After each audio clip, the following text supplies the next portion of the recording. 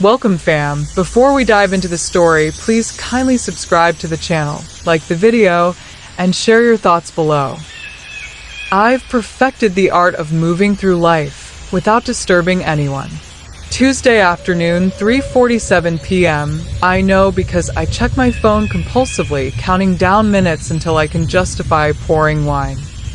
Emma's violin lesson ends at 4, giving me exactly 13 minutes to pretend I'm not slowly disappearing into the beige walls of my own existence. The music school's waiting area smells like lemon furniture polish and unfulfilled dreams. Other mothers scroll through their phones, occasionally glancing up when a particularly sharp note escapes from behind closed doors. I used to wince at those notes. Now I barely hear them. Background noise, like Mark's conference calls bleeding through our bedroom wall, like my own thoughts most days. Mom, I forgot Stella. Emma appears suddenly, cheeks flushed from concentration, violin case conspicuously absent. She's named her instrument, something I find simultaneously endearing and heartbreaking. When did I stop naming things I loved? I'll get her.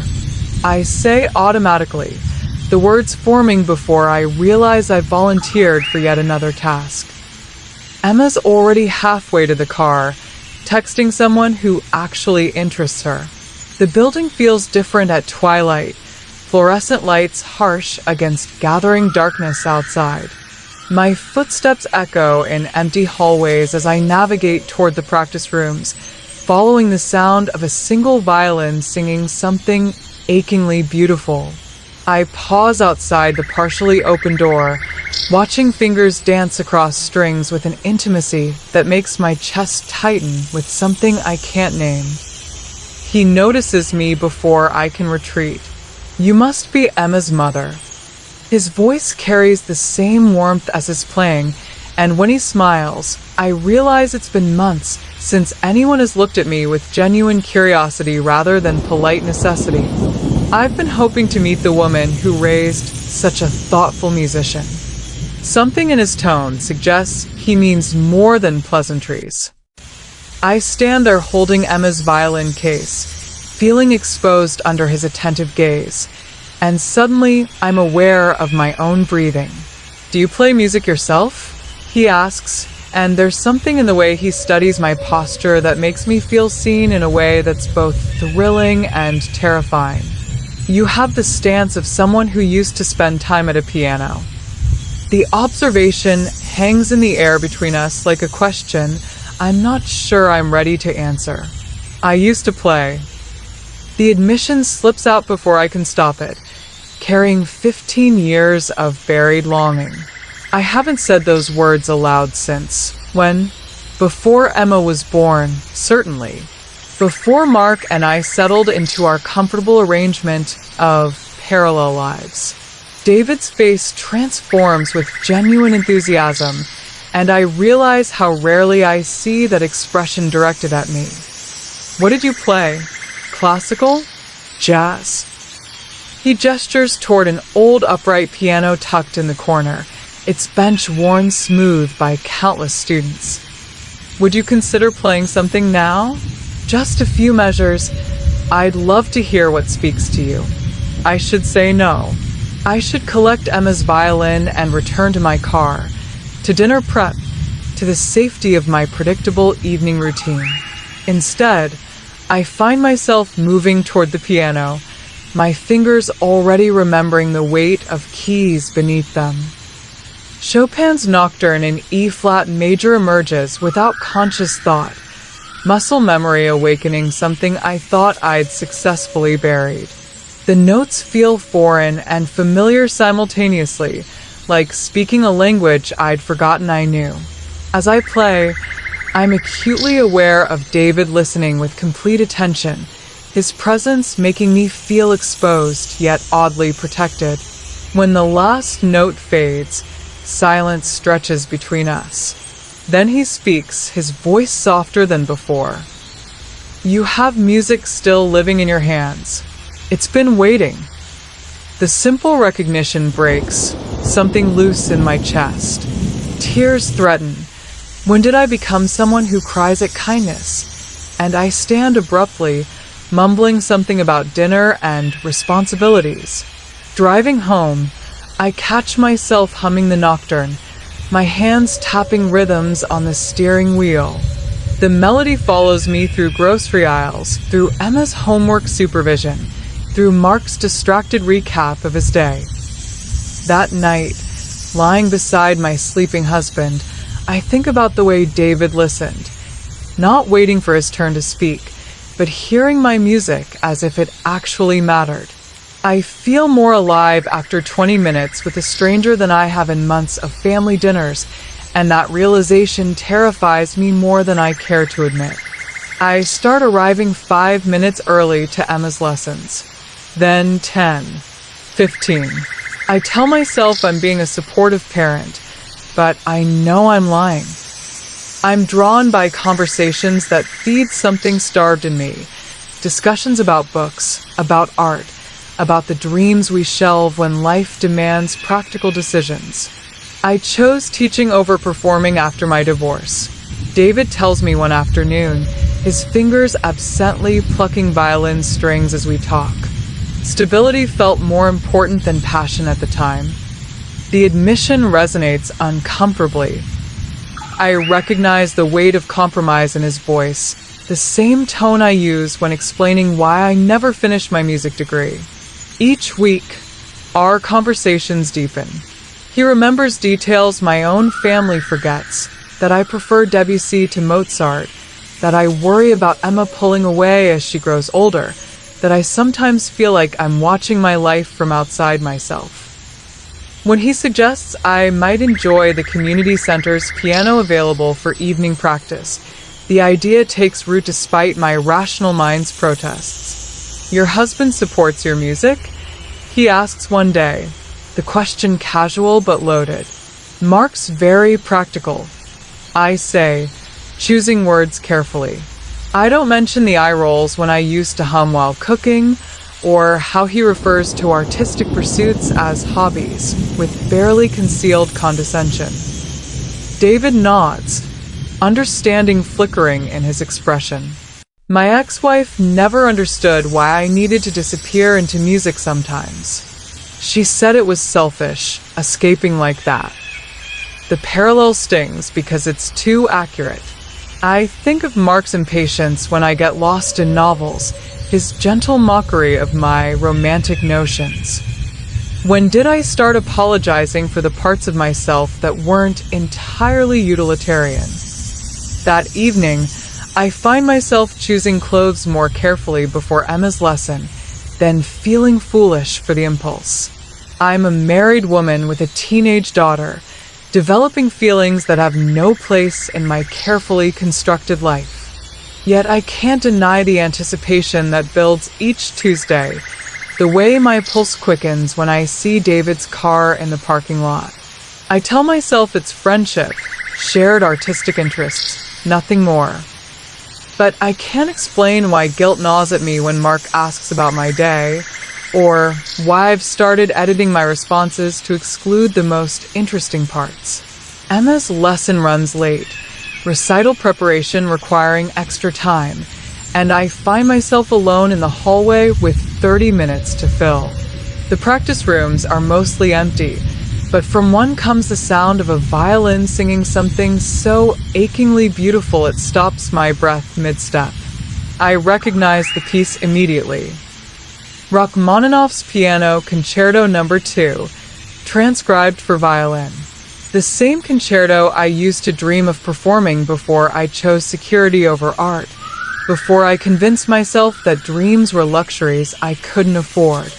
David stands with his back to the doorway, completely absorbed in the music, his body swaying slightly as he draws the bow across strings. The piece builds toward its crescendo, and I find myself leaning against the doorframe, transported by the passionate intensity of his playing. When the last note dies away, I whisper without thinking, I used to know that piece by heart. He turns, unsurprised by my presence, his eyes bright with the afterglow of musical expression. Without words, he gestures toward the piano. An invitation, a challenge, a moment that will change everything. I move to the bench as if in a dream, my fingers finding the opening measures while David raises his violin. What follows is more than music. It's a conversation conducted in harmonies and countermelodies, an intimacy I haven't experienced with another person in years. The piece builds to its passionate climax, and I feel tears streaming down my face as I realize I'm not just playing music. I'm expressing parts of my soul I thought were permanently silenced. When the last note fades, we sit in charged silence. The air between us feels electric, dangerous, alive with possibility. David reaches out and gently touches my hand. The first intentional contact we've ever shared. "Sarah," he says quietly, "you're extraordinary. I hope you know that." The simple statement breaks something open in my chest. Years of feeling invisible, of shrinking myself to fit into spaces too small for who I really am, crash over me in waves. I haven't felt like myself in so long. I admit, my voice barely audible. I don't even know who I am anymore outside of what everyone needs me to be. The following week, I arrive early and find David setting up the practice room. Something has shifted between us, an acknowledgement of connection too powerful to ignore. Without preamble, I sit at the piano and begin playing, not the careful, tentative music of before, but with full expression, pouring out years of suppressed longing through my fingertips. When I finish, David is watching me with an intensity that makes me feel naked and powerful simultaneously. "I've been thinking about our conversation," I say, surprised by the steadiness in my voice. "About feeling invisible. I realized I've spent so many years making myself small that I forgot I was allowed to take up space." David moves closer, his presence making me hyper-aware of my own breathing, of the space between us crackling with unspoken possibilities. "You're allowed to take up all the space you need," he says quietly. "You're allowed to want things for yourself." The permission in his words undoes something fundamental in me. When did I start believing that my desires were secondary to everyone else's comfort? When did I accept that being needed was the same as being valued? Sometimes I feel like I'm disappearing, I confess. Like I'm becoming transparent, existing only to facilitate other people's lives. Emma needs me to drive her places.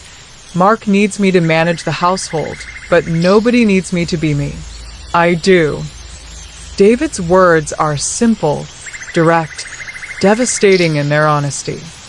I need you to be exactly who you are. Your curiosity, your passion, your incredible musical intuition.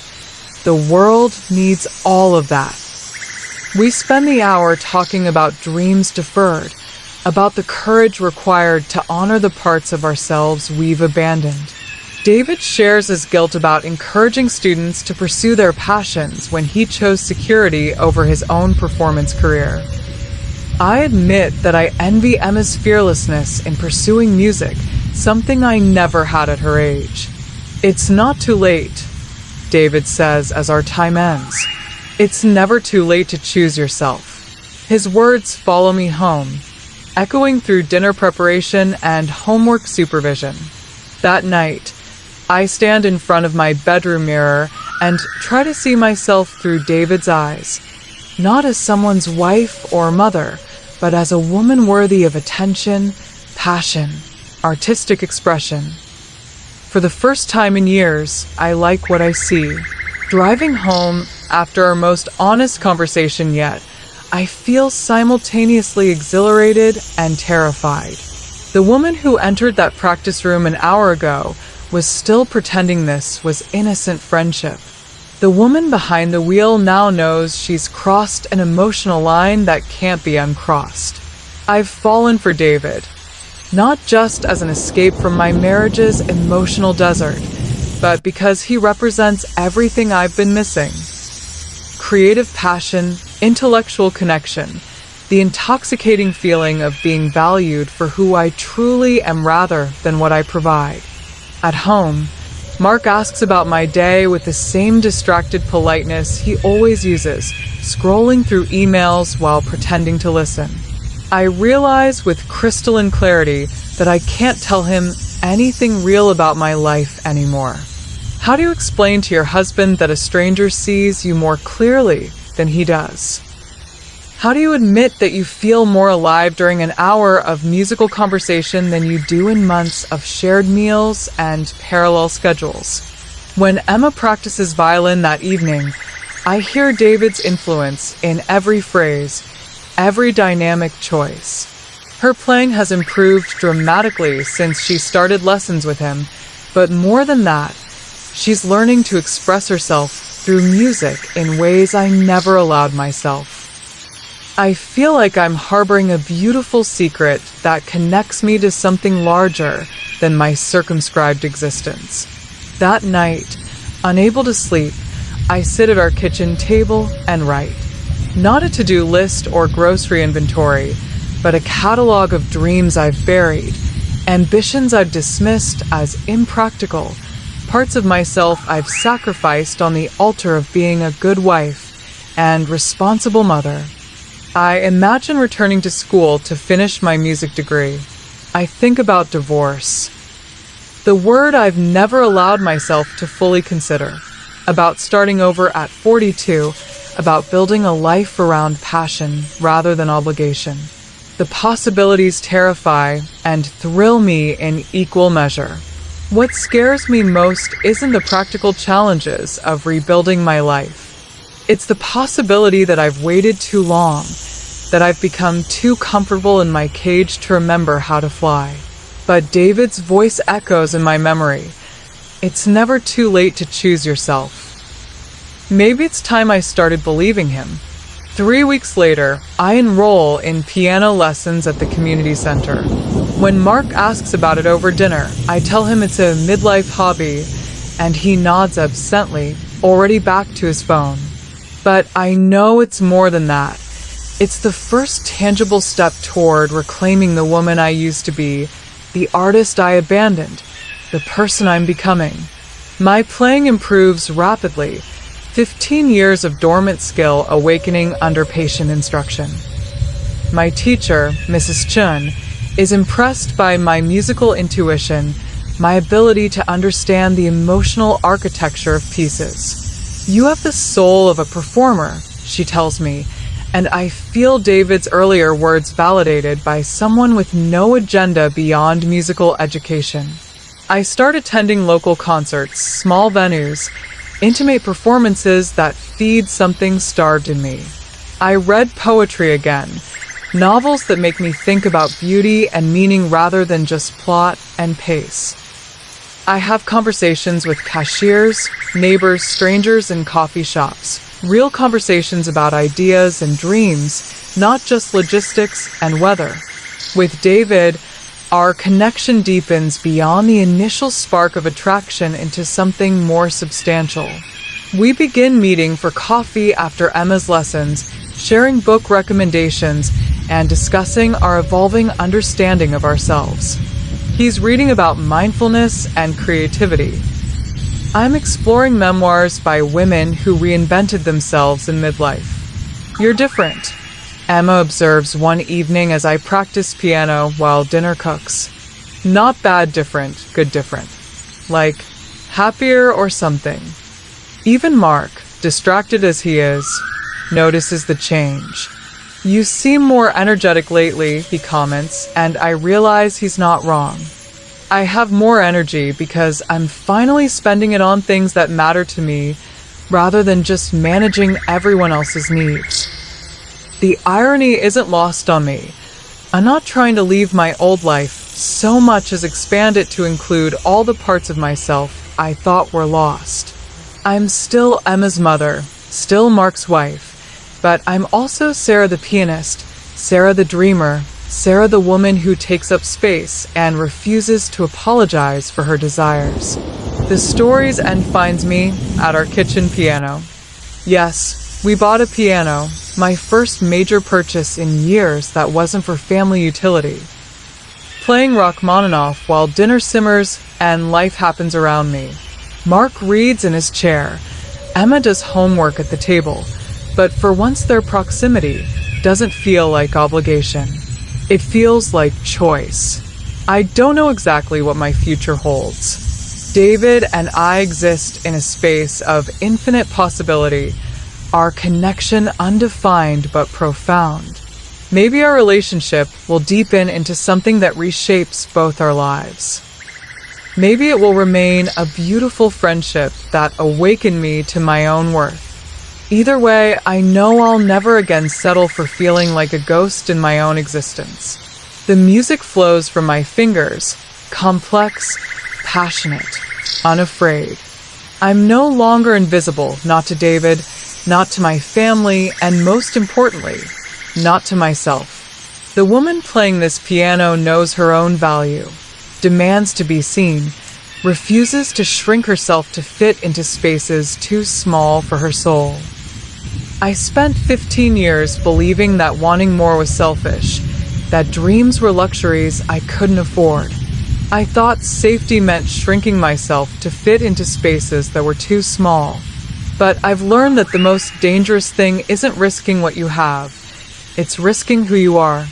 The music was always there, waiting. I just had to remember I was worth hearing. What would you have done in Sarah's situation? Have you ever felt drawn towards something unexpected that awakened parts of yourself you thought were lost? Share your thoughts in the comments below. And if this story resonated with you, there are more like it waiting. Subscribe and hit the bell to never miss these thoughtful stories about the complexity of being a woman in today's world. Because sometimes the stories we're hesitant to share are the ones that matter most.